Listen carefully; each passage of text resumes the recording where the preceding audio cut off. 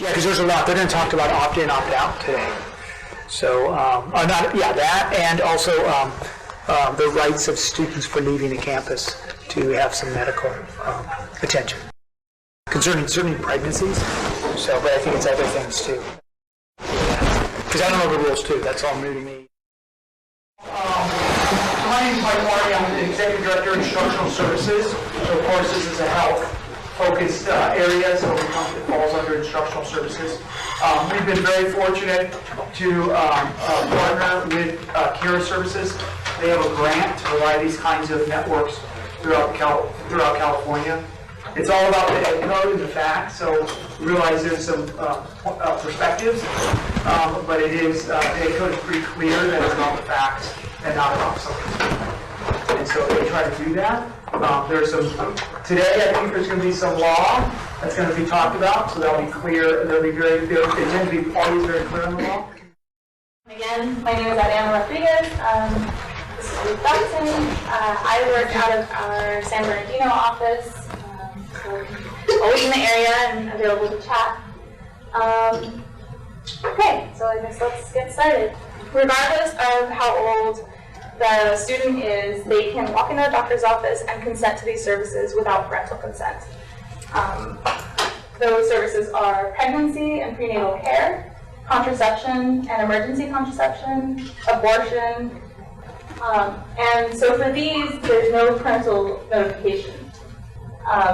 I think a good way to think about all of these are just services that California has decided are so important that we're going to allow minors to be able to go into a doctor's office and consent to these services because they're just that important, and students really need to be able to access them.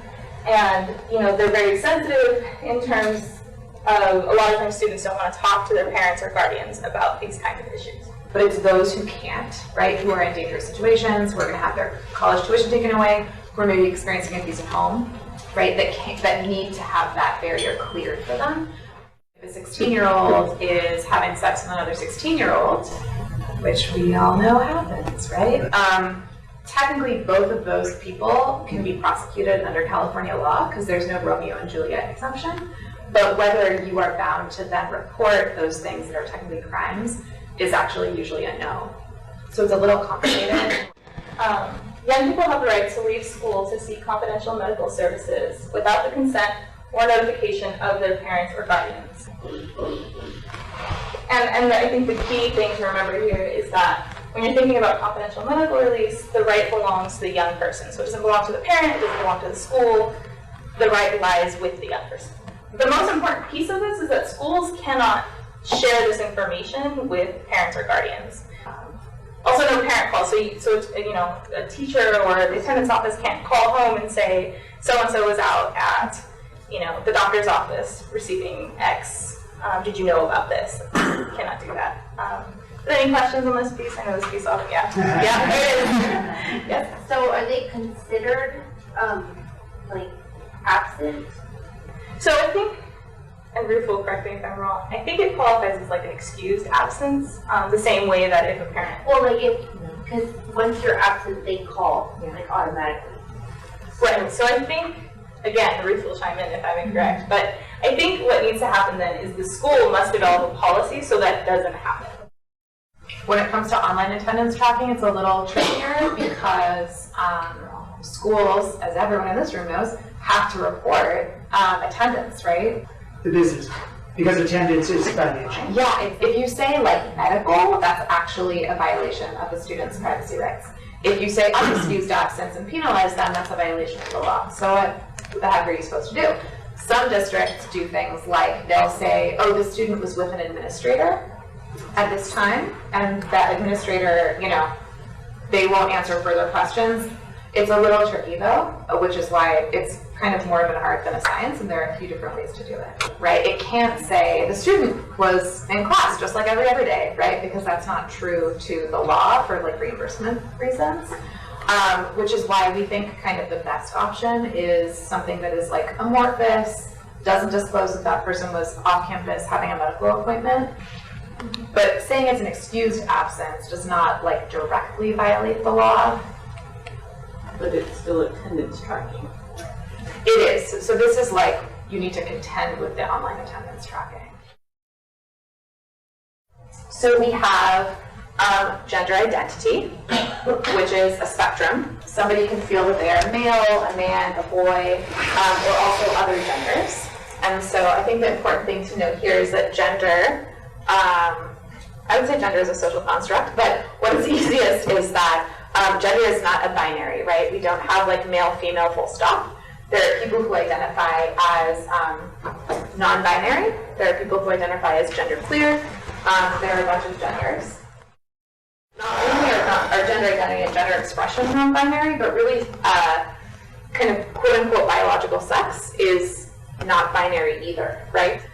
Then we have who are you physically attracted to?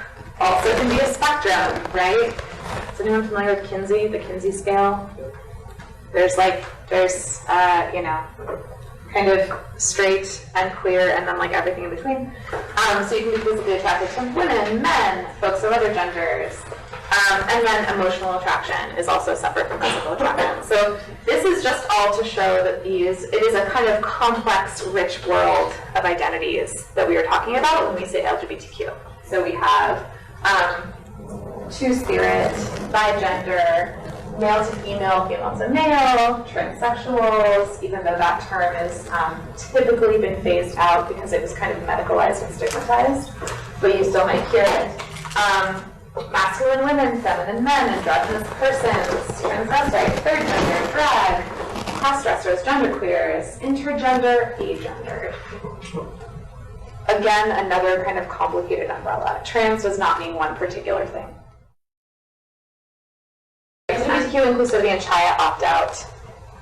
So all comprehensive sex ed and HIV prevention, instruction and materials, and grades K through 12. So no matter where you teach sex ed, no matter whether you call it puberty education, family life education, comprehensive sex ed, doesn't matter if you're teaching 5th graders or 12th graders, all of that has to be inclusive of LGBTQ individuals, right?